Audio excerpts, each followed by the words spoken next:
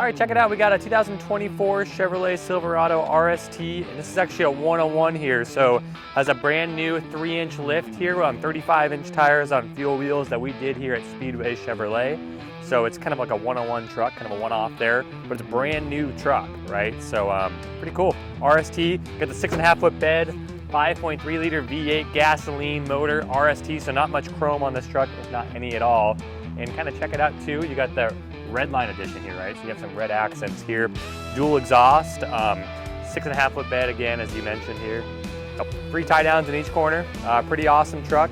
We'll check out the inside. So in the interior here on this brand new RST, you got leather interior, built-in trailer brakes, heated steering wheel, your refresh dash here too as well, auto start stop. You can fold your tailgate up here too. This one rolls all your windows down. You get your HD surround vision in here too. Dual climate control, heated seats, built-in trailer brakes. I think I mentioned that too. You get your giant wireless charging pad. All right, come check out this 101 Silverado here at Speedway Chevrolet. Just ask for Matt. I'll come take care of you guys. Thanks.